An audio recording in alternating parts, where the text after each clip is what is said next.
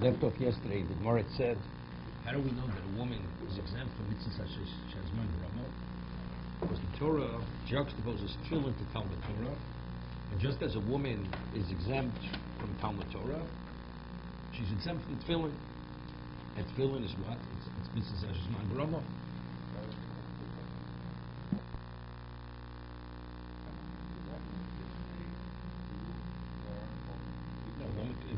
She learns Torah, she has some value.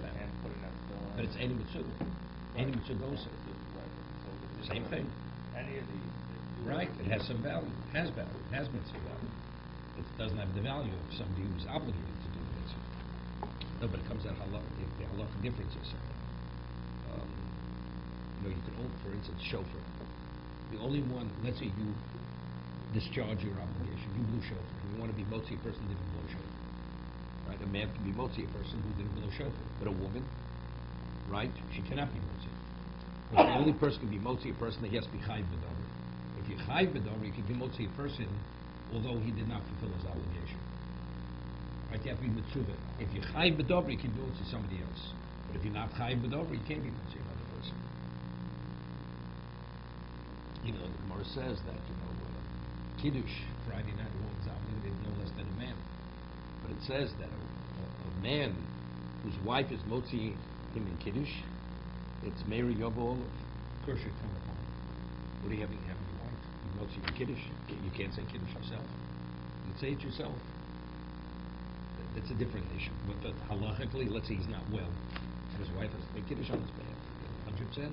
Because she's obligated in kiddush no less than he's obligated in kiddush. Okay?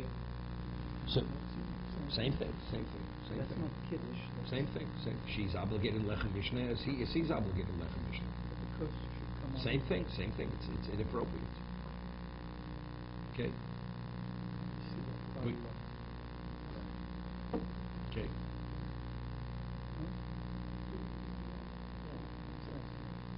Okay. So the Gemara says, what is the basis for mitzvahs as magrom that the woman is ptura, is exempt?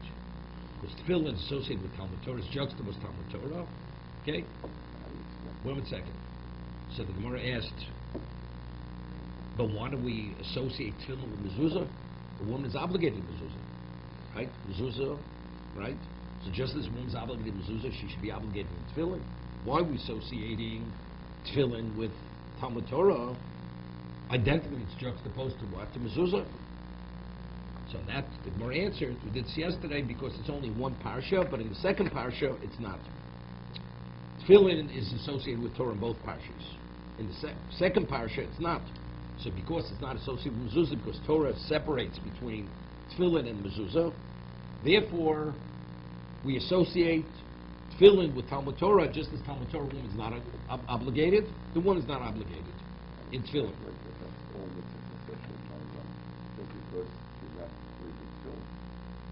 Unless you have an indication from somewhere else. The Gemara later is going to ask a question. Wanted to learn out from Hakel, learn from other things. Why are you learning from tefillin? That just as there she's exempt. All mitzvahs is magrom. Let's learn from Hakel, as she's obligated. By Hakel, she's obligated in everything. The Gemara later is going to ask that question. Okay. Yes. How close is something like this? Well, here it's literally. It's right next to it. Right? The words are Next to one another. It says one, then it says the other. Okay, so the Gemara asks a question. V'nakish mezuzah Talmud Torah. We should absolve a woman from mezuzah, because mezuzah also juxtaposed to Talmud Torah. Gemara says lo sopapaito. It's not logical to say that. Why? Chsiv l'man yirbu yemechem. It concludes l'man yirbu yemechem me'benechem. Gavri voichai, doshel voichai. I mean, a man needs life, and a woman doesn't need life. So seemingly, man, you be mechem is going back to mezuzah.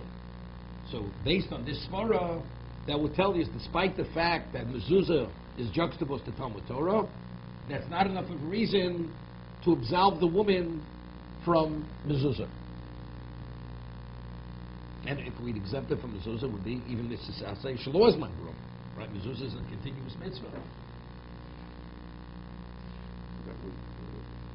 famous Gemara, we have this Rashi, Rabbi Lezer Mila cites it, says, the Gemara says in Rabbi Lezer Mila, that any mitzvah the Klal Yisrael always did b'simcha, that mitzvah is still intact regarding Klal Yisrael. It's prevalent. That's why all Jews, regardless of their affiliation, they still circumcise themselves. They still do milah. Because it's a mitzvah that was always done b'simcha. So it says, where do we see that it was always done b'simcha? Because David Mel says, I rejoice over Yimosecha as if I've come upon great spoils. So in that Gemara, Rashi cites the Gemara Menachos that David was in the bathhouse and he was naked, and he felt all of a sudden that he's disconnected from mitzvahs because he's naked, can't study Torah, he's in the merchatz, in the bathhouse. And then when he looked at his milah, when he saw circumcision, he said, he was ecstatic. Okay, that's the Gemara. So that's an indication the mitzvah even like David. So they ask you a question, what about mezuzah? It's true. He's not fulfilling the mitzvah in the bathhouse. He's not wearing tzitzis, he's not wearing tefillin, he's not studying Torah, but he has a mezuzah on his doorpost. That mitzvah is a continuous mitzvah. Or parapet on his roof. It's continuous. He's fulfilling the mitzvah with the mitzvahs which are continuously ongoing. In his house. Right? You're on vacation, wherever you are. You have a home, you have a mezuzah, continuously fulfilling the mitzvah. So the answer is, physically he was disconnected. Even though he was accredited continuously, because he had a mezuzah, he had the makir, whatever it may be, but what about himself? He was disconnected. So when he saw the milah, the circumcision, he felt the connection. Okay? But mezuzah is continuous. So that's the Gemara says, Gavri boy chai, noshel boy chai. What's interesting is Machlokes Rishonim, and there are a number of Tosos in Shas. The Gemara says in Psachim, Avri Psachim, normally we're having a mitzvah says Magroma, a woman is exempt. But yet, what about on a rabbinical level? Let's say you have a mitzvah drabanan, which is dictated by time. Determined by time, is a woman obligated. So Gemara says a woman's obligated in Dalit Kosos, Narba Kosos. So the Gemara says, why? Because the Gemara says if a woman is not obligated in mitzvah doraisa, where it's determined by time, why is she obligated in regard to Dalit Kosos? The Gemara says, Afein hoisu ba'osanes. Because they were also beneficiaries of the Nes. That's why they're obligated. What other miracles do we have? Hanukkah. The Gemara says a woman's obligated in Hagokas there is Hanukkah. Afein hoisu ba'osanes. Right, that's where it says it. Right, Hanukkah and Arba Kosos. So the question is that a drabanan? Is that a svara drabanan, or is that a doraisa svara? Okay? Because the Gemara says, is going to say, I mean, if you hold, what do we sit in the sukkah? Because it says, ki b'sukkos hoshatis man yedu d'resechem, ki b'sukkos hoshati b'nei Yisrael. Commemorate that we were in sukkah, right? In the desert. Now, when it says man yedu d'resechem, ki b'sukkos hoshati b'nei Yisrael, what does that mean? No, what does that mean? So there's a machlokas tanoim. Sukkos is referring to the Ami HaKavod, that we protected by the heavenly clouds for 40 years. Or does it mean literally sukkos mamash? It's machlokas Rabbi Yossi and Rabbi Akiva. The cloud, which is also beneficial. Oh, so that's the question. So if that's the case, because the Gemara was going to say, why initially did I consider a woman to be obligated in sukkah? Because there's an exemption. There's an exemption why she's exempt. But the Gemara says, I need an exemption. So the Gemara is going to ask a question in a moment. Why do we need an exemption that she's exempt from sukkah? Sukkah's mitzvah says Magrama. That's going to be the Gemara's question. So the Gemara says, because I have Gzera Shava. Because by matzah, she's obligated to eat matzah. So it says Chamisha also by Pesach, by matzah, and it says Chamisha also by sukkah. So I have Gzera Shava. Chamisha also. So if that's the case, I would consider, based on the Gzera Shava, that should be the exception to the rule. So therefore, I need the exclusion that despite that, she's absolved. She's exempt from sukkah. Okay? So one of the positions in Tosos is, same person as Yosef Yishu Shalim says, but you have Afein Hoyim Bosanes. Right? That should be the reason why she's obligated. So they show from Rabbi Yosef Yushalayim that what? That it's not a rabbinic concept. That's not enough, because the two locations where the Svar is mentioned is in regard to rabbinic obligations. Hanukkah and Arba Kosos, which are purely rabbinical. Within the context of the Doraisa, you don't find the Svar mentioned. But he himself asked it as a question. From the question that he asks, it's an indication that he holds it's a Svar Doraisa. It's not a rabbinical Svar. That you should even be obligated on a Torah level.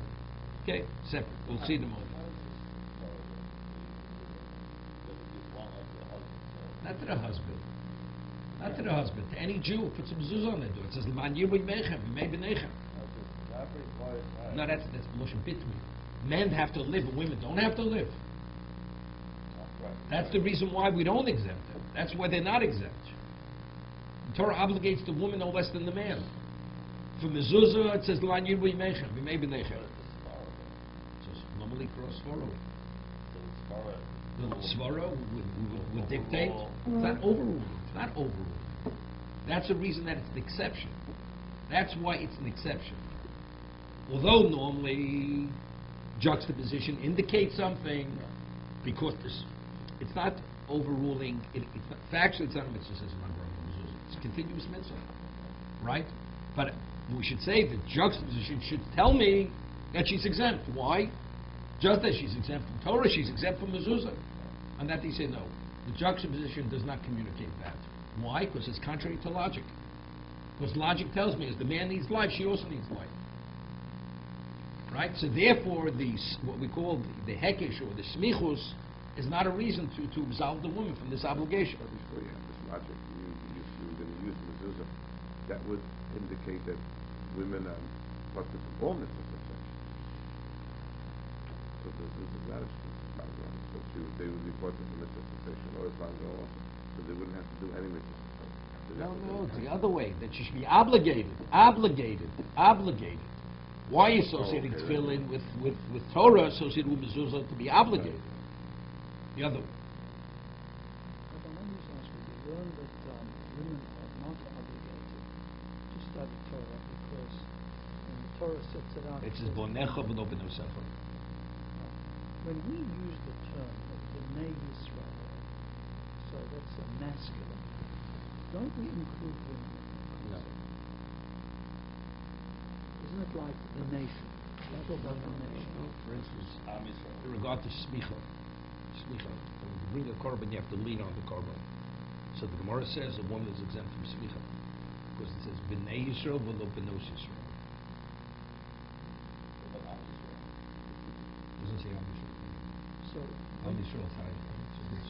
Okay. when the Torah says, when the Torah is referred, I think the Torah does refer to Bnei Yisrael.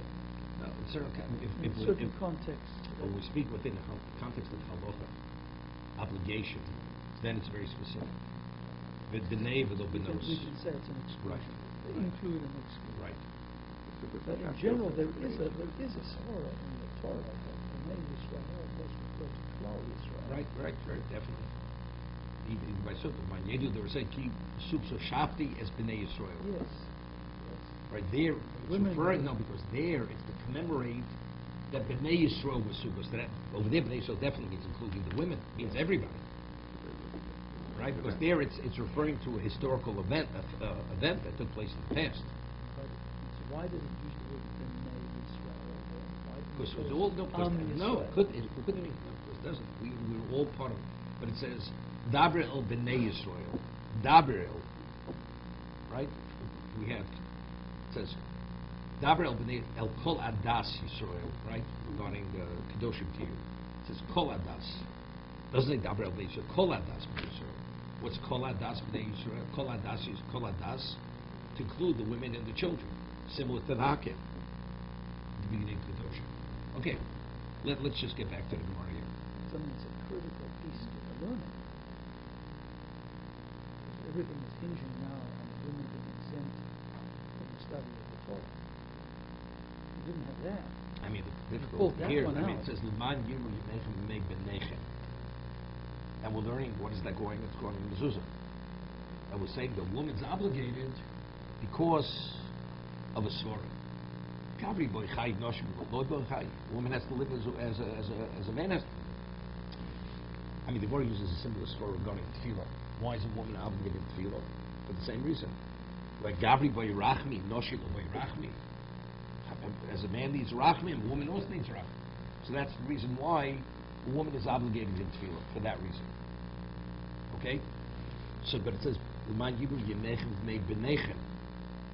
So if it's your lives and the lives of your b'neichem, we don't say b'neichem lo b'nusechem. We don't say that. So what is it? Now that we're saying based on the svara that a woman's obligated in mezuzah, so what does it say b'neichem? The word b'neichem seems to be superfluous. That's a question in either case. Right? You could say, L'man yibur yemechem. What are we adding b'neichem? If b'neichem would exclude the women, okay? But now that it's not excluding the women, so what does it say b'neichem? Okay, question. No. So Gemara asked, "Sukkah mitzvah Rama." If actually we're saying that a woman is exempt from a time-determined mitzvah, Sukkah is mitzvah Rama. T'chsiv Sukkah teishu shivas yomim. It says you should sit. It's a shivas yomim. So what? It's a specific time. Time because of Rachmana Ezrach. And why is the woman excluded? Because it says so Ezrach, even though this is not really the conclusion. This is the Havmin in Mar Sukkah. The Gemara says the reason why a woman's excluded from Sukkah is Haloch L'Mishum Sinai. This is the Havmin. Ho Ezrach, the Ezrach. The Ezrach is obligated. Lotzi Sanoshim. That comes to exclude the woman. Holaf Ochi Noshim Chayovos. If not for the exclusion, I would say a woman is obligated in Sukkah. But why is the woman obligated in Sukkah? If we have a principle which says Magrama, the woman's exempt, I don't need an exclusion. So evidently, what is the inference of that? The mitzvah says Magrama, a woman is obligated, and it's only because I have an exclusion, that's why she's exempt. Right? Omer Abai Yitzchak. I need the exclusion. What do we need? Solka Daida Chamina, hold the Chsiv, the Sukkah's Teshru. Right? It says you must dwell in the Sukkah. We have a principle Teishu came to Duru. Right? What's the principle with the halacha? The Gemara says with stars potim in a sukkah. If a person is in the sukkah and it starts raining, and he's in a state of discomfort, and he doesn't tolerate this level of discomfort if he be in his own home, the halacha is he's obligated to leave the sukkah. Right? With star potim in a sukkah, you potter. Potter means more. It says if you remain there, you're considered a fool to remain in the sukkah. So if that's the case, you have to leave. So a man, when he's at home, he's normally with his wife. It's Teishu Kei Taduru. You should dwell in the sukkah as you dwell in your home. It says a man, when he dwells in his home, is together with his wife. So I'd say the woman has to be with her husband. So that would be a reason that she's obligated. Madira ishvi ishto, apsuki ishvi ishto. So therefore, I need the exclusion to say no. Despite that, the woman has no obligation. She has no obligation. The citizen. You could say Ezra. The Heya deal. The. So we're speaking about somebody very specific. Ho Ezra. Not otherwise it would include any Jew. They would say Ezra. What's the Heya idea? The Ezra? That's the man. Not Ezra. That's why. So that tells me that the Teishu Kei Taduru doesn't cover this. That the wife has to be with us. Why can't we look at it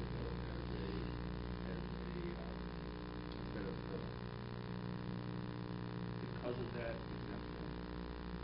No, because here it's a svara. It's something specific. This is something specific to Sukkah. This is something specific to Sukkah. Right, but we have Ezra. There's no reason why a woman should be exempt from tefillin. Why is she exempt from tefillin? There's no reason.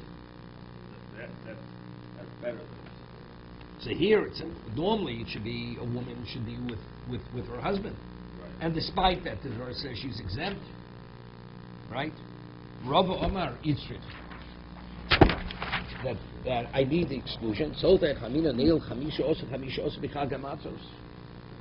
You would think we have a Gzera Shava, and we have this Gzera Shava.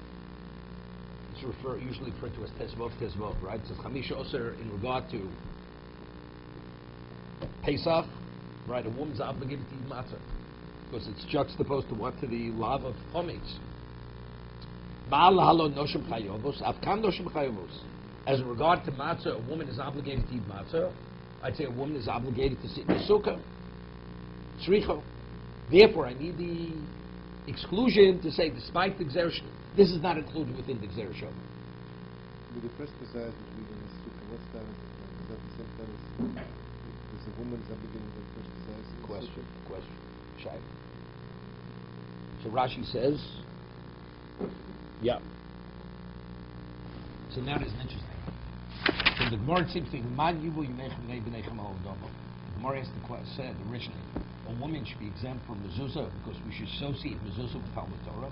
The Gemara says, man yuvu yimechem, a svara logically it would be wrong to exempt a woman absolva from mitzvah sukkah because Gabri boichai noshim lo boichai mezuzah, right? But what's the base? Because it says man yuvu yimechem.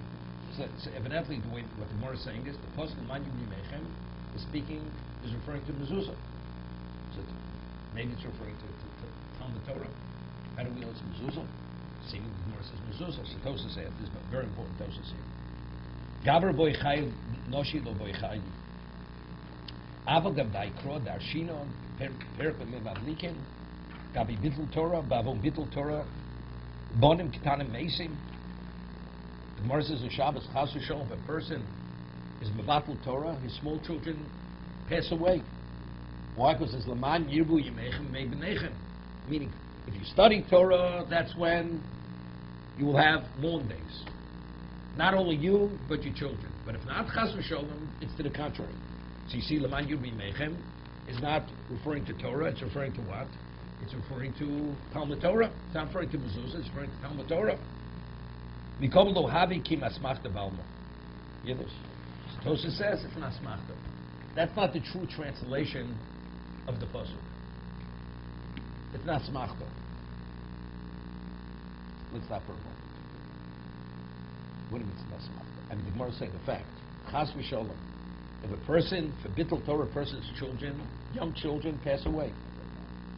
That's the second. Not getting into the hashkafa. That's Why are they responsible for the daughter? separate discussion. Okay? But that's what the Gemara says. Vavon bittul Torah bonav ketanim meisim. Minor children, they pass away. So we see Laman Yirbu Yimechem is not going on mezuzah for having mezuzah, but for limud Torah, right? So Torah says asmach the balma. So we always mention is the famous ritual. There's a ritual Rosh Hashanah.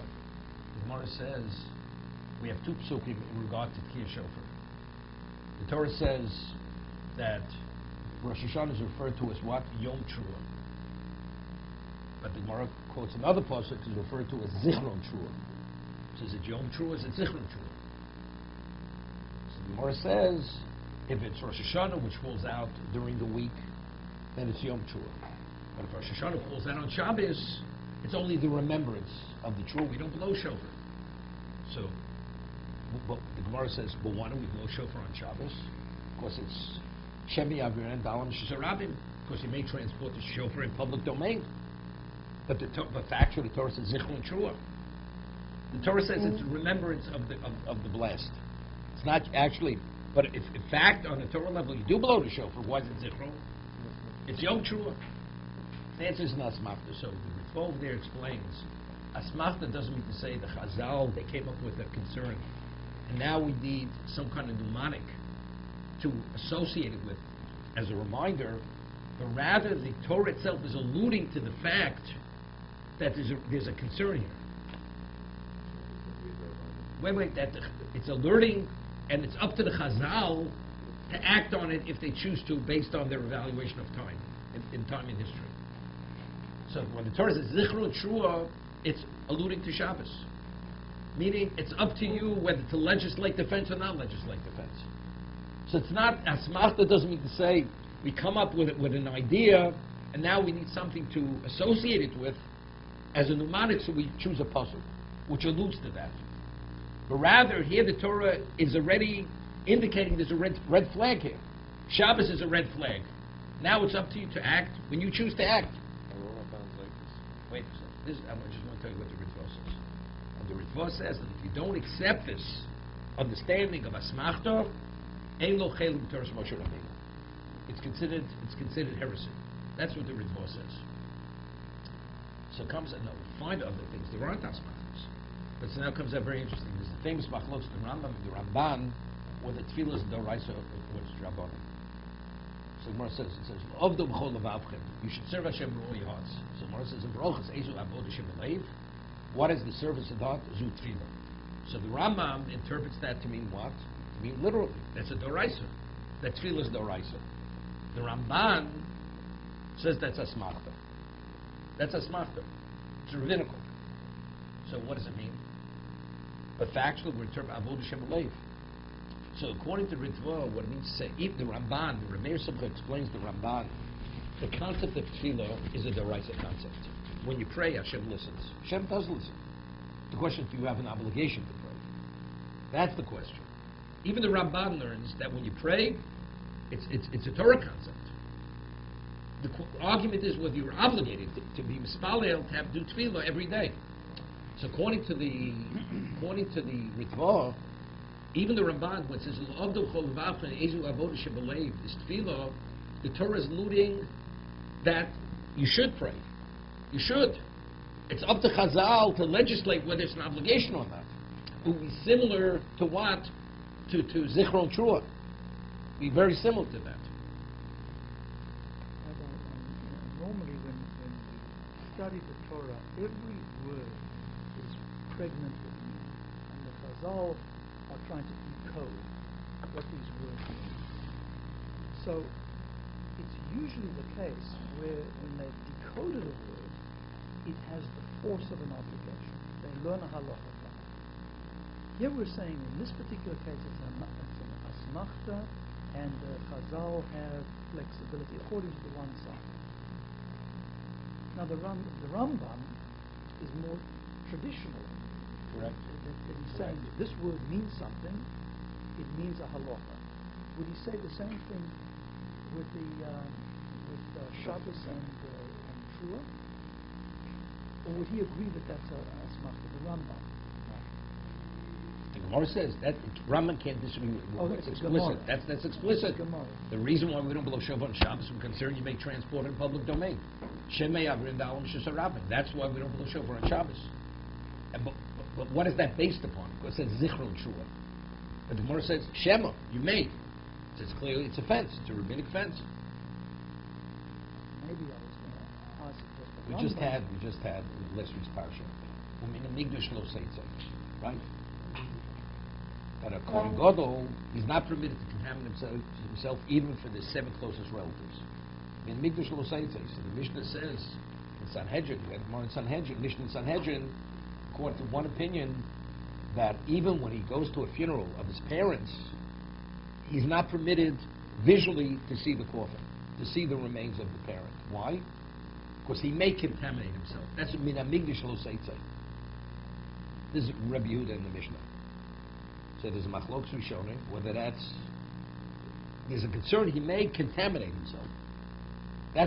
Therefore he should not put himself in position to leave his kedusha, his state of kedusha. Mina migdash lo teitzai. Migdash doesn't mean the sanctuary. Means from the state of kedusha. It's machlokes the Ramban and other rishonim whether that's a doraisa or that's a rabbanon. They were talking about it's a fence. There's a concern he may contaminate himself. Is that fence a doraisa or is that a rabbinic fence? I'm just saying. All siyogim usually are rabbinic. Yet the Ramban says over there that's a doraisa. So the same question: how do you know? How do you know when it's A or B? So maybe over there also, maybe Shemei Yavrin Dalam Shesarabim, it's doraisa, but nobody says that in regard to blowing shofar on Shabbos. Could there be a consideration that the Torah is actually saying you shall not blow on Shabbos in your homes, as opposed to saying it's up to the Chazal? There's nobody who says it. For instance, the base of Mikdash they did blow the shofar. They did blow. That's what I'm saying. And later they legislate even the base vav, where the Bezdin was, they blew where the Bezdin was. So, if the Torah says we don't make differentiations If it would be a rabbinic law, they say it where they want to apply it. But if it's Doraisa, we don't make differentiations. Torah says it's a concern when you don't blow the shofar. Let's mention Reb Kiveger, the question what Chazal said that one doesn't blow shofar on Rosh Hashanah, falls on Shabbos. Did they actually uproot the mitzvah, or they just tied one's hands? The question is, if one blows the shofar, and we're of the opinion that mitzvah baba avera midrabanan has value, does one fulfill the mitzvah of what? Of blowing the shofar. If you say they have the ability to uproot the mitzvah, so just blowing a horn. Rosh Hashanah falls on Shabbos, there's no mitzvah to blow the shofar. Even the Torah says there's no longer a mitzvah. Because Chazal, it's not they're binding us, but rather they uprooted the mitzvah. Well, no, they're just tying our hands. So when you blow the shofar, you do fulfill the mitzvah. To be continued.